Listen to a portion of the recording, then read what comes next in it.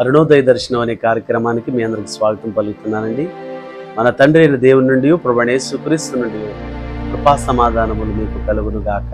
ఆమె మీ అందరికి శుభాది వందనాలండి.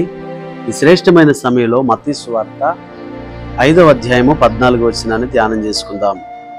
మీరు లోకమునకు వెలుగై ఉన్నారు. దేవుడు వెలుగై ఉన్నాడు. ఫస్ట్ ఆఫ్ ఆల్ దేవుడు వెలుగై ఉన్నాడు. ఆయన యందు చీకటి ఎంత మాత్రమును లేదు. కాబట్టి ఆయన పిల్లలమైన మనము కూడా వెలుగుగా వెలుగుమయమై ఉండాలని దేవుడు కోరుకుంటూ ఉన్నాడండి. దేవుని బిడ్డలారా, అందుకే పాత నిబంధనలో ఆదికాండంలో ఏముందంటే ఆయన వెలుగును చీకటిని వేరుపరిచాడు. చీకటి అనేది సాతానుకి పాపానికి సాదృశ్యంగా ఉంది. వెలుగు అనేది పరిశుద్ధతకు దేవునికి సాదృశ్యముగా ఉన్నది.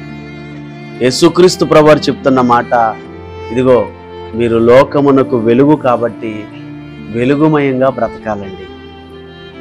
చీకటితో మనకు పని లేదు, చీకటి కార్యాలతో మనకు పని లేదు.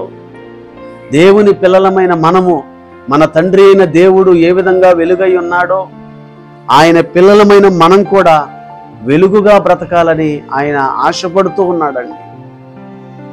ఆయన ఏ విధంగా వెలుగుమయమై ఉండి నిత్య తేజోమయుడుగా ఉన్నాడో, ఎవరూ సమీపించరాని తేజస్సులో అమరత్వము కలిగి అతి పరిశుద్ధుడుగా జీవిస్తూ ఉన్నాడో, ఆయన పిల్లలమైన మనం కూడా అదేవిధంగా పరిశుద్ధంగా, నీతిగా, యథార్థంగా, వెలుగుమయంగా జీవించాలని దేవుడు కోరుకుంటూ ఉన్నాడు.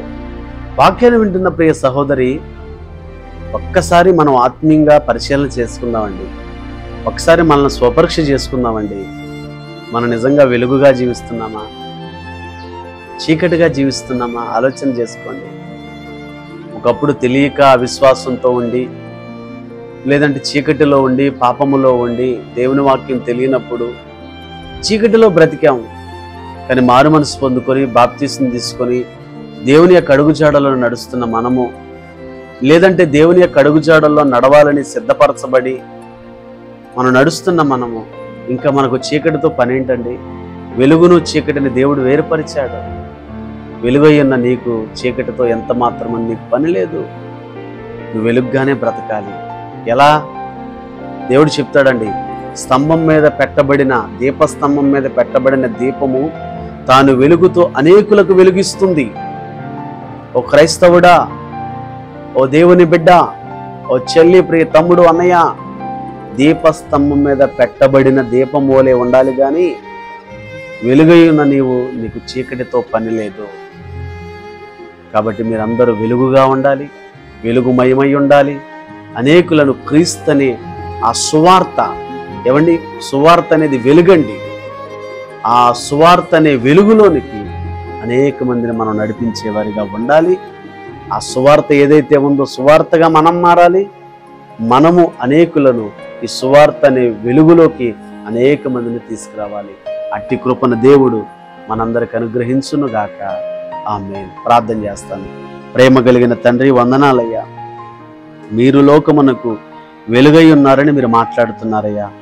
యేసయ్యా, మేము ఈ లోకానికి వెలుగై ఉన్నామనే విషయాన్ని మర్చిపోక వెలుగుమయంగా జీవించడానికి సహాయం చేయమని ప్రార్థిస్తున్నానయ్యా. ఆది కాండములో నా ప్రభా మీరు వెలుగును చీకటిని వేరుపరిచారయ్యా. కాబట్టి నా ప్రభా ఇక చీకటితో మాకు పని లేదయ్యా. వెలుగుమయమై జీవించే భాగ్యాన్ని మాకు దయచేయమని ప్రార్థిస్తున్నానయ్యా.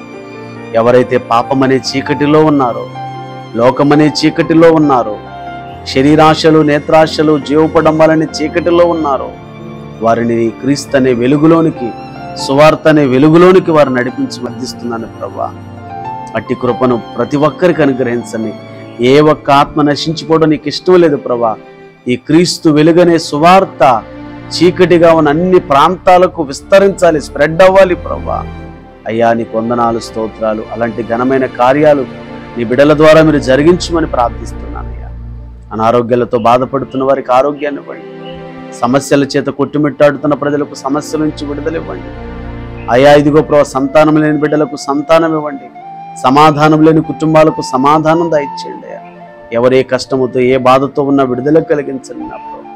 మా దేశాన్ని, మా రాష్ట్రాన్ని, మా ప్రపంచాన్ని, ప్రపంచంలో ఉన్న దేశాలను జ్ఞాపకం చేసుకుని యుద్ధాలు జరుగుతున్న యుద్ధములు ఆగిపోవడానికి సహాయం చేయమని కూడా ప్రార్థన చేస్తున్నానయ్యా. అటు రీతిగా అందరి మీద నీ కృప మహదైశ్వర్యమును ఉంచి నీ కృపలో ప్రతి కుటుంబం వర్ధిల్లేలా సహాయం చేయమని యేసు నామమున ప్రార్థిస్తున్నాము తండ్రి. ఆమేన్, ఆమేన్, ఆమేన్. God bless you all.